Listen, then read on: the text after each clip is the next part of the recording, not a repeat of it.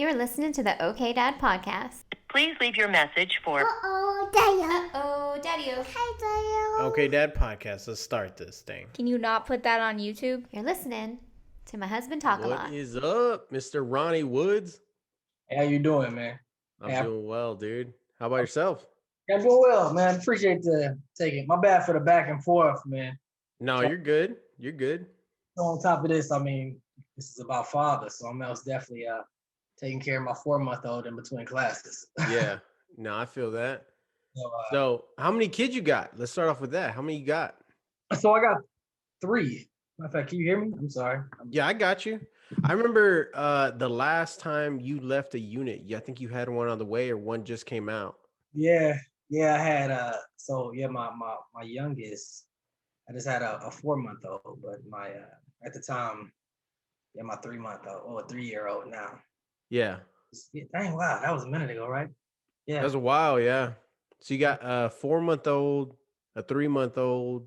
No, I got a 4-month-old, a 3-year-old, and a 5-year-old. Okay.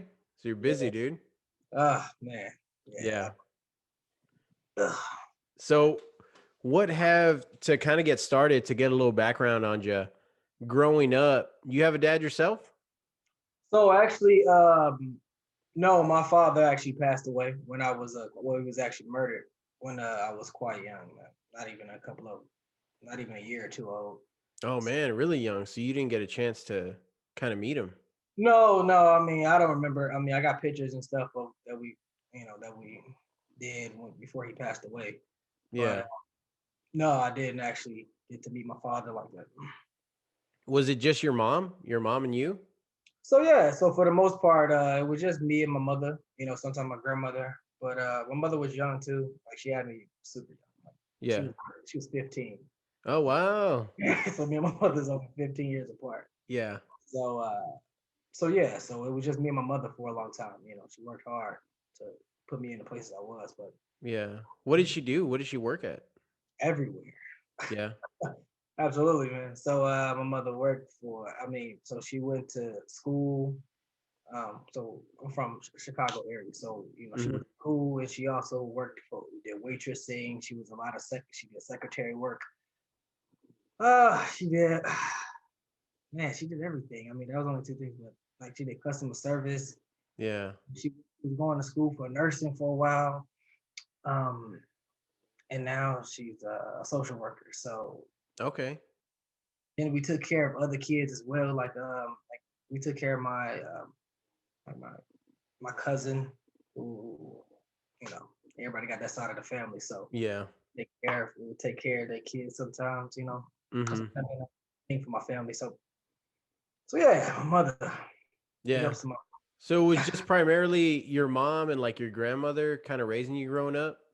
Yeah. So just my mother and my grandmother. For most of my life. So growing up, like going through school and stuff, I know, just because I know you a little bit, like sports, you're big into sports, right? Like just anything outside, like let's go, let's run it back, let's play some basketball, anything. Absolutely. Yeah. So I mean, I feel like that was a safe haven for me, especially growing up. I mean, it kept me occupied. Yeah, I'm about to say most definitely, and that's from anything. I mean, shoot, I'm competitive in ping pong, like Yeah. and those things drive you. Those that was just me. And my mother most definitely pushed those things for me. Did you have any like coaches that stuck out to you, or See, was it? that's so interesting. Not really. Yeah. Yeah, not off the top of my head. Like really, like my mother was really my driving force. Yeah. The big thing for her, and she instilled this in me young. Like, I mean, I remember like 5 years old sitting with my mother, and she never allowed me to make an excuse for myself. Yeah. It was never, I mean, like, because I mean, I have a book, and I remember these times, like her sitting down with me, like, hey, your father passed away, but that doesn't give you the right, you can be mournful, you could be sad, and then you could, or feel however you want to feel, but don't let that stop you from being who you want to be. Right. And the truth is, after that time, man, I kind of I felt more relieved and more, I guess, in comparison to people who have fathers. Hmm. not in their lives. I felt like I was lucky. Yeah. That's my son. Hold on. Yeah, So, like, there's tons of moms out there too that do stuff like your mom's doing, raising one kid, two, three, several, and still having those kind of values and ideas in them. And it's not an easy thing to do, especially when you're working like anything that you can get just to keep going through the day. yeah, So like a lot of that determination that she has, you probably have a lot of that too in yourself.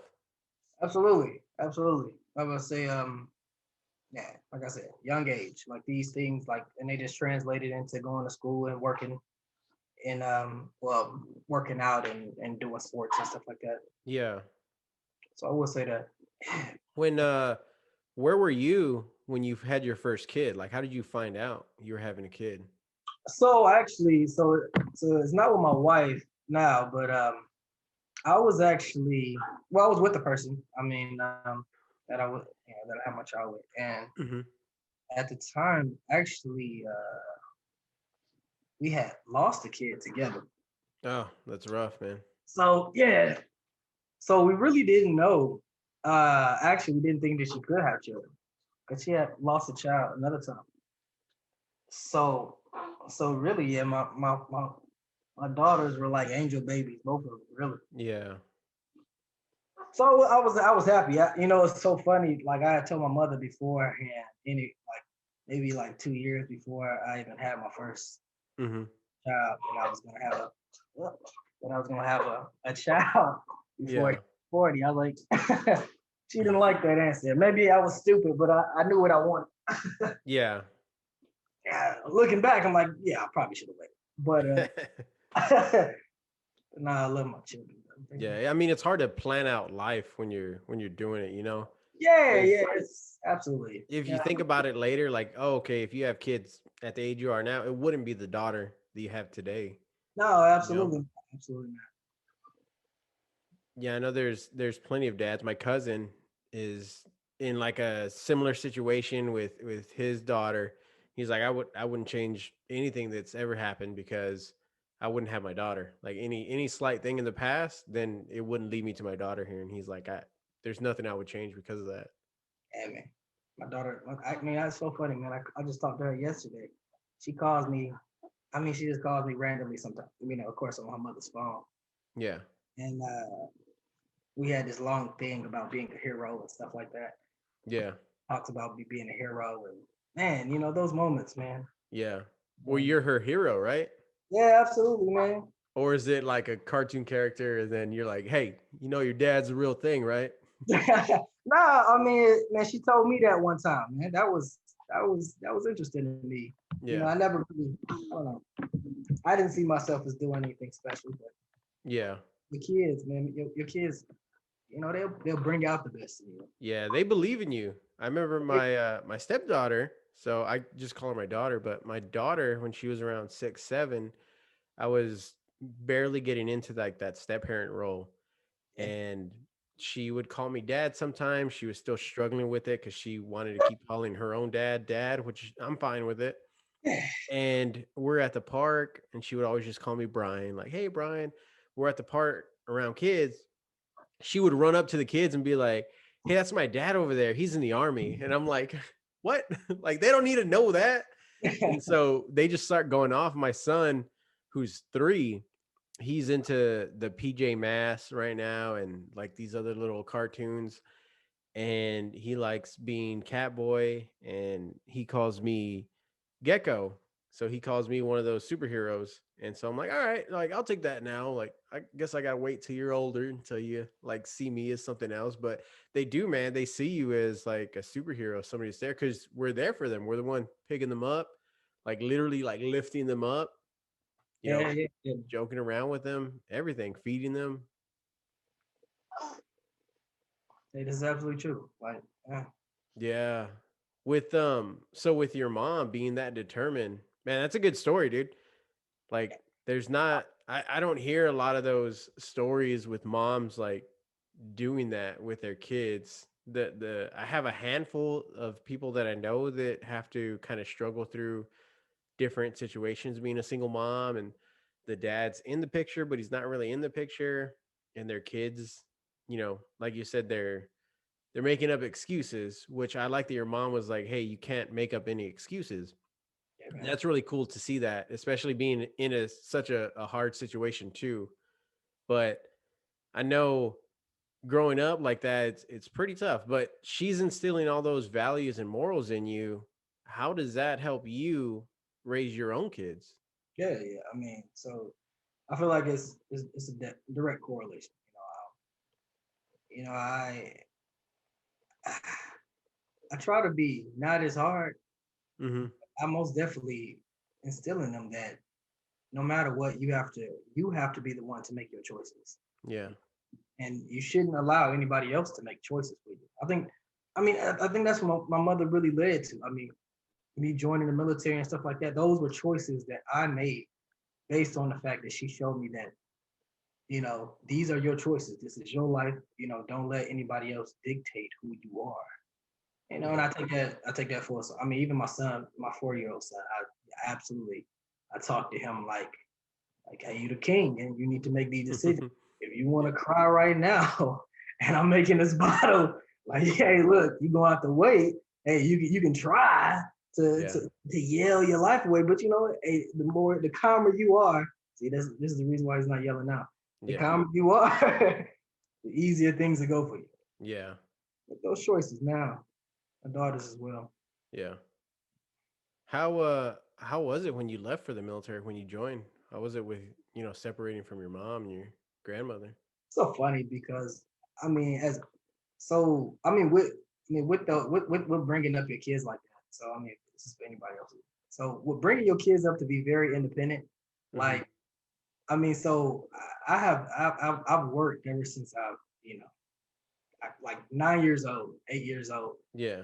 I mean, shoot, even 7 and 6, I would take out the trash for my grandmother and my aunties at their house.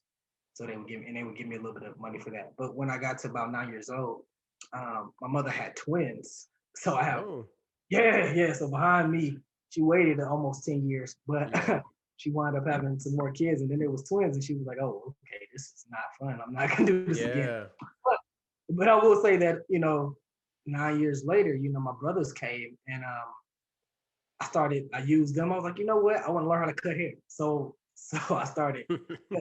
I mean, these are independent, I mean, they're Yeah. not just my story about being independent. And so I started cutting my hair first because, I had to mess it up. I even went through going to school after I cut my own hair. Oh man, was it any good or was it like Man, it was good, but man, the hairline was like all the way back here. I had a girlfriend at the time. I mean, it's funny because I know them people now and they still, every once in Yeah. a while, we still joke about Oh man. cutting my hair for the first time in middle school. So, Man.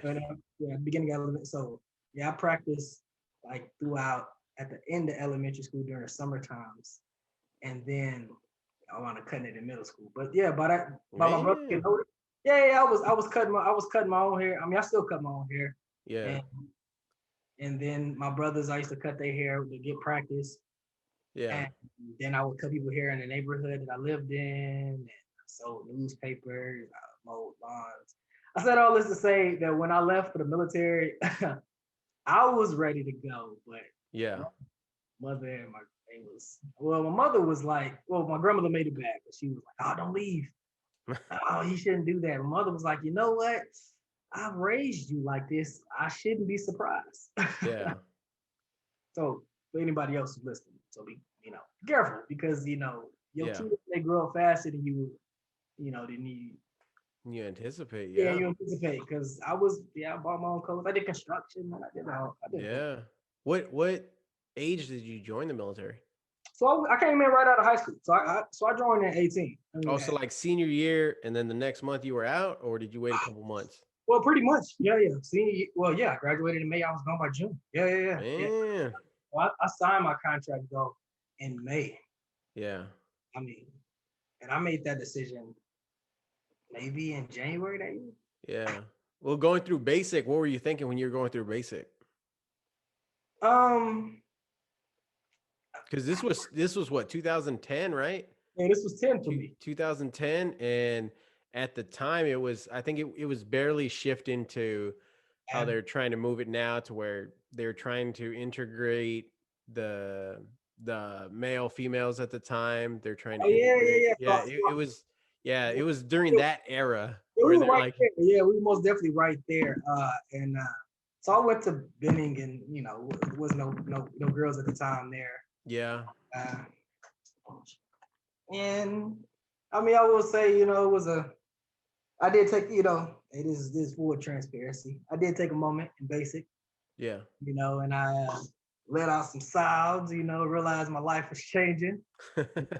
And then after that, man, I started pushing, because this Yeah. is what I wanted to do anyway. I was involved. I like working out in any way and moving, and I was afraid of getting fat, man. I still Yeah. am.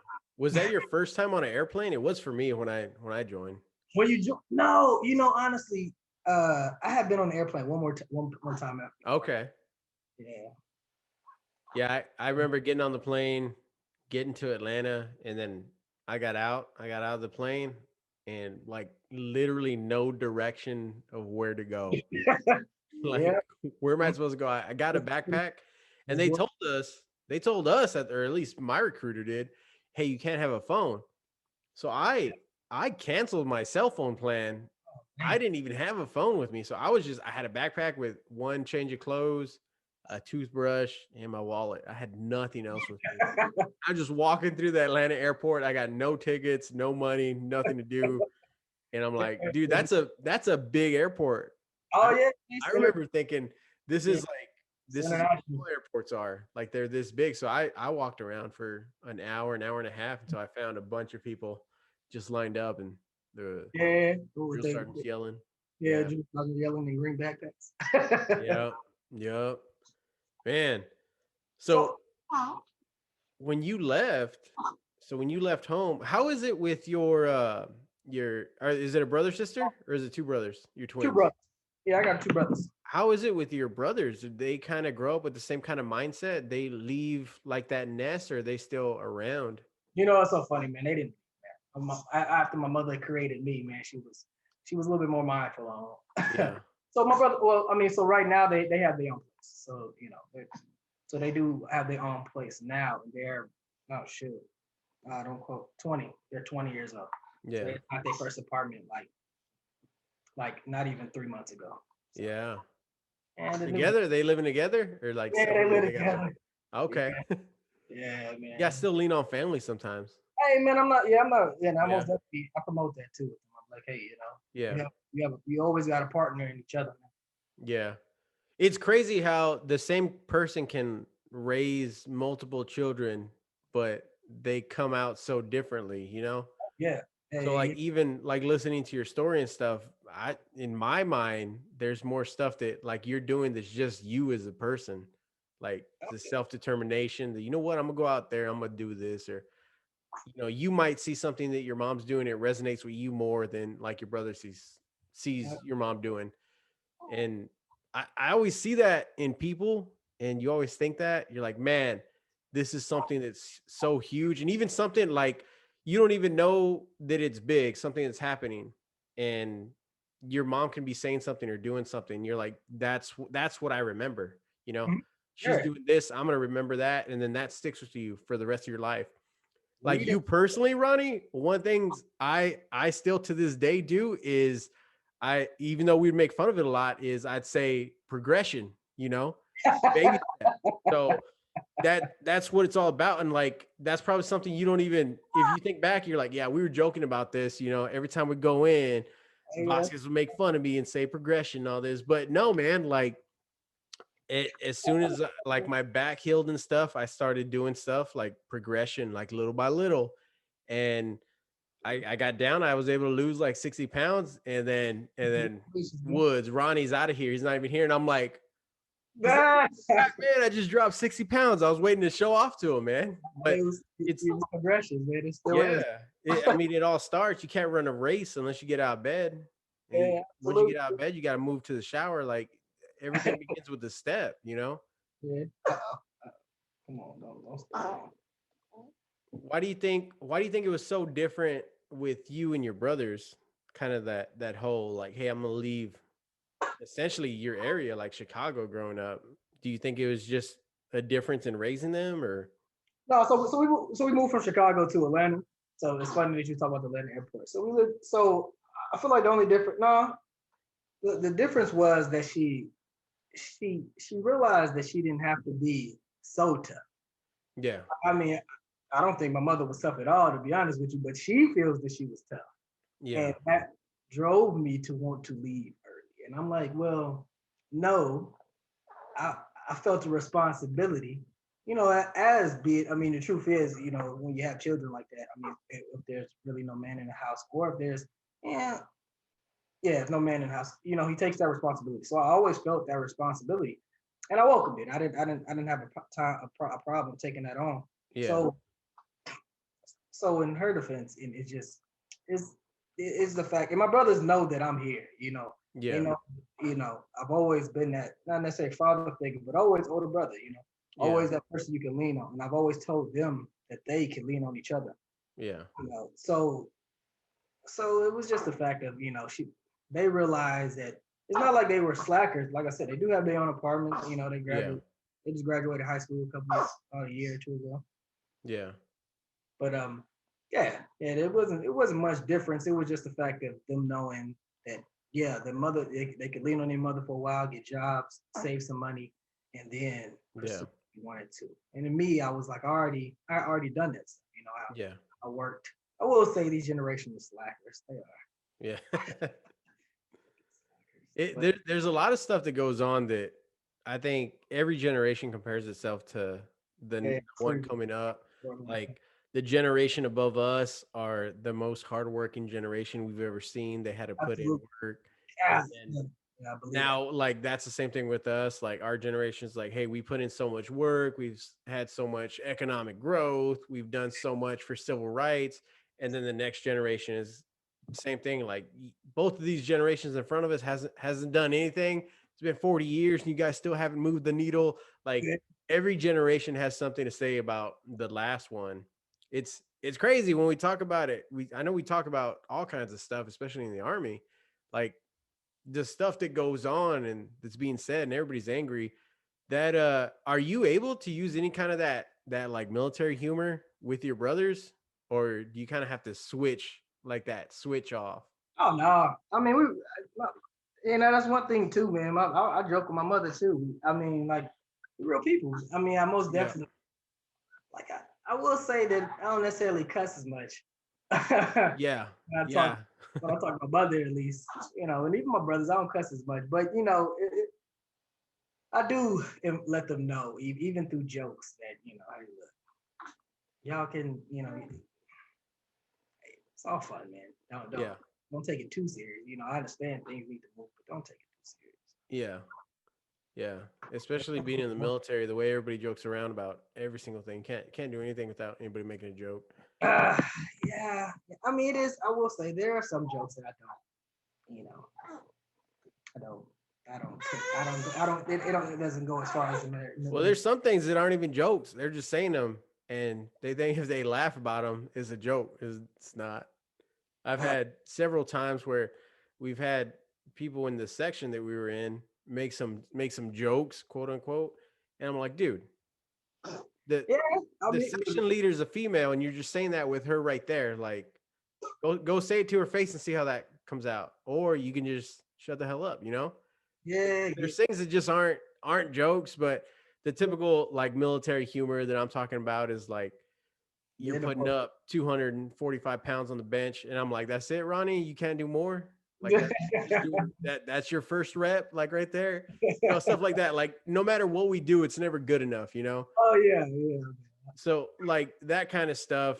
I know recently I started reflecting on that because that's the way I am. I'll joke all day. We could be going through a ruck. I remember we did a ruck with I think it was Master Sergeant Banda at the time. Oh, really? And he came in and he's like, we're doing a ruck tomorrow. And I'm like, oh, okay, cool. I was coming from alerts unit. So we did a ton of rucking. I was like, what do you want to do? And he's like, we're going to do a 35-pound ruck. And I laugh at him. I laugh straight in his face. I was like, sorry, that's not even a ruck. And he's like, oh yeah, you want to do 45? And I was like, sorry, and I'll do 60 because that's what we used to do. Yeah. And so he's like, oh, okay, like everybody heard that. He's gonna come in with the 60-pound ruck tomorrow. And I was like, sorry, I'll do 65 just to make it interesting for you. And he started smoking me, right? So he's from that generation that's getting out, right? Yeah. And he's got me on the floor doing flutter kicks, push-ups, doing I don't know if you those yes no maybes where you're just on the floor moving your neck Oh left yeah. and right. He's got me doing all kinds of stuff, getting up and getting down. And I'm laughing the whole time. And I was like, you know what? Let's just bump it up to 70 since you don't think I can do 65. And we kept going back and forth. And he's like, you better bring 70 pounds tomorrow. And I was like, all right, sorry. I was like, I'm just messing with you. I'll bring 85. So, I know. I remember that song Bandit too, man. When he never came back for a while. oh man. Yeah, he was a mean dude. I think Yeah, he he was gosh, what was he? Oh man, I don't know. Field artillery or something. Yeah, I man. think he was field artillery or cavalry. I don't know if he was infantry. He might be. I might be I don't think it mistaken. was infantry, but I think But a lot of the guys that I was with in the LERS unit, like I was the radio operator. So I was attached to a team of infantrymen. And my whole thing with those guys is like, I don't want to let you guys down. I'm the only guy who's not an infantry guy. So Yeah. whether it's ruck, running, anything, I just want to be able to keep up with you guys. yeah. And for the most part, there wasn't anything that I ever fell behind on. Being not an infantry guy, no matter what we did, it was like, hey, Vasquez, you better not F this up. And I'm like, I've never fallen out of a ruck. Like, let's go. And we could have other infantry guys falling out of rucks, falling out of runs. Yep. And then I'll still be there with them. I'll finish with them. I'll even go back and pick up the guy we dropped. And then the next time we do a run again, they're like, Vasquez, you better not follow this ruck, man. And I'm like, okay. So these are the guys that train me. So, a couple years out, one of them said something that really resonated with me, especially as I was in that LERS unit, was I may not be able to outrun you, but I can outwalk you. And I didn't understand what that meant right away until I left the LERS unit and came here, and I could do rucks all day. And I was like, sorry, man, like, this is fun. I could do that ruck. And so the next day I put the ruck on. He's like, hey, I want you to ruck right next to me. So I was like, okay, I'll ruck right next to you. And we're rucking. And it was like 3 miles. That's why I was talking so much Oh, smack. man. It was nothing. It was like 3 or 4 miles. It was under 6. I know that. It's a reserve unit. So I'm like, you know what? Like that's nothing. We do the ruck. We do like the 2 mile. We do the turnaround point. And I'm coming back, and we're probably like a football field away from the finishing line. And he's like, you all right? And I start lowering my head, and I start dragging a little bit. He's like, what's wrong, Vasquez? And I was like, I can't make it, Sarn. And he's like, here, give me the ruck. Give me the ruck. And I like pop back up. I was like, nah, I'm just playing Sarn. And I ran the rest of it in. And afterwards, like, we get back and we go to scale. I was like, let's go to the scale, Sarn. It was 120 pounds, like everything that I put in it. And he like instantly he stopped and he was like, all right, you got my respect. Like, I respect you. I respect you, Sarn Vasquez. And after that, like, he was good with me. But those guys, they kind of need that stuff, because yeah, man. the regular infantry guys, I don't know what they ruck with, but with the guys in the LERS unit, that's what they were rucking with, 120 pound rucks. And this guy is like, oh, this is just a radio operator. I'm like, yeah, we have a ruck plus these stupid 8-pound batteries that we got to take with us. Was there a time in the military where they thought you were going to underperform just because you were a radio operator? I was saying, I mean, honestly, this is where I started meeting my mentors at in the military. I won't say that it was a time that people thought I was underperforming, but I will say that there was a time that I was just literally underperforming. Yeah. And it was like right when I came out. So if you don't know it, so I don't know if I've already told this story, but since we're on here now, I guess I'll say it. Was I went to airborne school too, right? Initially, we got out of AIT. Airborne. And I ain't gonna make that story. This story ain't gonna be long. Long story short is I was at Subway and they called a formation on the weekend, and I got kicked out of airborne school. Was it week 1 or week 2? It was right after we did all the practice jumps. We were gonna start jumping out of the tower, so it was right after and I was at the subway. You know the subway right there. We play the video games and stuff. Mm-hmm. And I didn't know nothing about battle buddies and people telling you. I mean, I just figured weekend. Yeah. I sit right here. So when I got to my first unit, which was Fort Hood, oh man, I went in there. I knew I was like, man, I just want to go to school, man. Yeah. But yeah, I was really an underperformer, man. I was really Man. not living up to my potential. Because I mean, I feel like that, in the military, that was just really demoralizing. I mean, because it wasn't like I didn't fail the PT test, Right. I did really well on the run. I was right out of basic and AIT, man. All that stuff was good. We did all those practice jumps. We put your knees together. Yep. Then, like, felt like the military had dealt me, this horrible hand. Mm. And I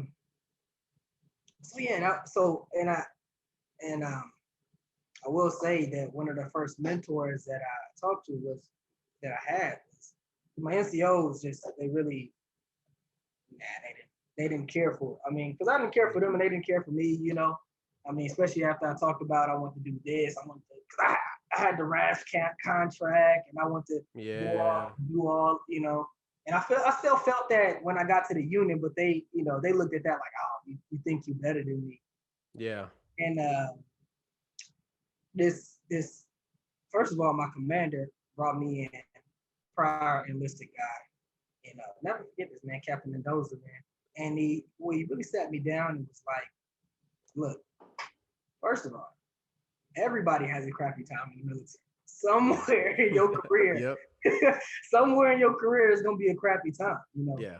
Take this with a grain of salt that this is only temporary, and you can always move forward from this. Yeah. And he was a like I said, prior enlisted guy, commissioned as an commission, and he was like, look, I'm a commissioned officer. I went to school in the military. Blah blah blah blah blah. This is just one stepping stone in your career. This is your first duty station. You really want to get kicked out of the military for your first duty station. Because I was like not showing up to formations, and we was in Iraq and Afghanistan. Yeah, I deployed, so I was in Iraq, and not showing up to formations, being late. I mean, it was the typical stuff that you see in soldiers that have problems. Yeah. Hey, he's late. Or he's got some type of problem going on, or he's not motivated. Yeah. Which are like, normally if you dig into it, they're just real easy opportunities to find out what's wrong and fix it, Oh man. Someone just has to give a damn. Yeah, somebody's got to give a damn. That's the truth. So that was my first encounter with a mentor, Captain Mendoza at the time. And it was another officer. This is where I'm going with this, that's where I'm at now. This officer, still talk to him to this day. He's a major now. I mean, just down there guy, took me underneath his wing, He was just coming into the military too. He was a second lieutenant, he was a butter bar, and we just kind of clicked friendly, hey, I know, just hey, I see where you're coming from, listen to the story. I cut his hair in the military because that's why really? I used to hustle. So even though we was getting, three at the time, I was like a PFC, so maybe like $2,000, $3,000. I was still doing things because I enjoy doing it. So I cut people hair in the barracks, and and that lieutenant happened to be one of the people. He was a story. We went on runs and stuff while I was overseas, and henceforth the reason why I'm becoming an officer now. Yeah, and you're on that path, right? You're a candidate right now? Yeah, I'm a candidate, man. So I graduated at the end of this year. So congrats, man. Yeah, I'll be commissioned at the end of this year. Any thoughts about you should be able to pick up a slot? I don't know if they still have it right now, but you should be able to pick up a slot at airborne school then, right? Yeah, and it's so a little bit easier. Yeah, it's so easier. I mean, I don't know if I'm gonna do it now, but you got to do it now, man. I mean, well, I just figure get yourself a red beret. I mean, the truth is, man, I just think my career is going a little bit different. Yeah. Which is understandable, I ain't gonna lie, I'm not as fast as I used to be. That's 3 weeks, man. 3 weeks. Yeah, I know, right? Now it just seems, the truth is, not to say being airborne it's easy, but now it just feels like it's too easy. Cause I remember those majors and those, I don't know, man, those lieutenant colonels who would be in airborne school. I seen Yeah. those people and I was like, why are these people, here? Mm-hmm. I feel like they were just trying to get that recognition without putting in the work. Yeah. Yeah. Yeah, so another funny story too with the military that I did is in the LURS unit. I used to love driving, like everything. So like anything, they're like, hey, you're gonna drive because you're the new PFC here, and I'm like, oh sweet, like that's why I joined the military. I want to drive everything. So I got licensed on the Humvees, I got licensed on the LMTVs, and I would drive the LMTVs, and I remember them telling me like, hey, there's gonna be times where stuff's not gonna be safe. If you don't feel comfortable driving with soldiers in the back, going up through terrain or going through water, like let us know, and then we'll switch out a driver. And I'm like, oh, okay, cool. Like that makes a lot of sense. Cut back to NTC.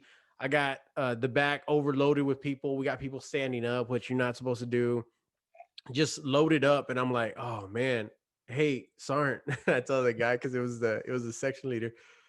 I go, Sergeant Matthews, like I don't think I feel comfortable driving this up, and he looks at me, he's all, "The hell's the matter with you? Go." And so just shattered. Like I was like, oh, I have this in my back pocket. If anytime I don't feel safe or if I'm gonna flip somebody over, and it's got that gravity meter in the center that tells you like when you're going into the red. And I was going into the red on it. We're going through mud and terrain. It's raining. And I'm like, nah, son, I can't do this. Like, can we switch out? And he's like, no, keep going. Let's go. I remember that. And that was probably one of the better mentors that I did have too. And like if I were to look back at the mentors that I've had in the military, I know our first sergeant Spicer, that guy first came in, he was coming from Ranger Bat, second bat, and he came in and he said Vasquez, and I just like snapped to attention and parade rest. And I'm like, you Roger first sergeant? And he goes, nothing, you're good. So I take another step or two, and he goes, specialist Brian Vasquez. And I snap back and I'm like, first sergeant? And then he's like, no, you're good. And so I keep going, and then my back's towards him. I'm almost out the pavilion or wherever we're at. We were inside a portable, and he goes, Brian Spencer Vasquez. And I like snap back, and I'm like, this is this guy's first day here. How does he know me? And I go, Roger, first sergeant. He's all, nothing, you're good. And then I was like, are you sure, first sergeant? He goes, yeah. He's all, get out of here, Queso. And he called me Queso for the rest of the time that he was there. Hey, sorry, Queso. I know. And he was like, even after that, he stopped me again. He's like, so he goes, specialist Brian Spencer Vasquez from San Antonio, Texas. And like in my mind, like later, I'm like, did this guy look up every single person like that he was taking over with? But that guy's dedication to like the unit and just his mentor. That's what it was. He was probably one Yeah, of the he younger just soldiers. and I remember that forever. Like Yeah, there's not gonna be a time that I'm gonna forget that. And I've had him. I've had Sergeant Studinars was a good mentor. He was such a good mentor to me. He didn't even know it because I wasn't under him, and because I wasn't under him, he wouldn't mentor me. He was like, "No." He's like, "You want to go learn something? You got to go ask your guy that you're under." He's like, "I'm not going to teach you." And I mean that motivated me to like go read the manuals, and like my guy's not going to show me. You're not going to show me. Like yeah. I'll I'm go about to learn.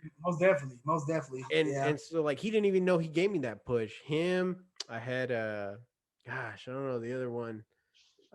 He was a 25 Charlie, but he wasn't Ranger Bat. He got kicked out, so he was trying to go back, but he was tabbed, and he was a good mentor for me too. And so I feel pretty well versed on like the radio operation, the radio portion of it for the military. We just had an FTX, I think a year and a half ago, where they wanted me to be there 55 days. I'm like, I can't do that, guys, not with my civilian job. So I got there for 2 weeks. The end of the 2 weeks, I get there, and they're like, "Hey, we dropped ComSec twice already. They're not giving us ComSec again." we got 0 radios operational right now, and they're trying to do they're Oh, trying to man. do VHF, HF, they're trying to do TaxSat, they're trying to do Yep. SATCOM, Fat cows and all they got that. And I was like, all right. I was like, let's see what we got. 2 days in, I got everything squared away. And like it's just going back to those guys, like, hey, they're the ones that like kind of showed you the way. You kind of lead your own story in a sense, like you and your mom's showing you this, but like you're the one ultimately taking the reins, like, hey, I'm gonna go do my thing. This is what I need to do for my life. Like even with the military career, it's like that. The thing that I noticed though with military people, they give so much to the military that I see their families lacking on the backside. So like those are great military mentors, but wondering what their civilian side, their home life is like with their children, their wives. Like Sure. it's got to be tough because they're spending so many hours, so much time. Like the thought that you would be doing, like digging into all your guys at your unit that you're taking over. There can't be a lot of time that you're spending with your family. I know he had kids that first sergeant. I know he had kids, so it couldn't be an equal amount of his time spending with them. So with that being in the military too, do you think you're able to kind of break that natural mold and spend time with like your family and kids? Are you married right now? Yeah, so I'm married. Yeah, so I'm married. My last son was from with my wife. So I mean that's a great question. So I think yeah, and that was the reason why I transferred to the reserves. Like I Yeah. don't plan on back to active duty, especially after I mean, because with the reserves I've been able to balance that. I mean, this is the truth. This is the reason why I don't think I'm probably gonna get too high in the military. Mm-hmm. Because right, the higher you get, the more time, the more dedication that you have to put in Yeah. to the job. And it's not to say I'm gonna halfway do my job or anything like that. Mm-hmm. But yeah, like lieutenant colonels, and like I mean, like they don't like so I remember what was oh man, you know who I'm talking about, the shorter, dang, he retired right before I left the unit, right before I left the 321st. Colonel short bald guy. Thompson? Decker? No, no, it wasn't Thompson or Decker. Hmm. Anyway, the point was that I mean he was so dedicated to his job. I admire him so. I mean, because everything, and he always kept this positive attitude, because the truth is, I mean, I tried to do that, that positivity, positive Yeah. attitude. So you talk about progression, that's funny to me. Yeah.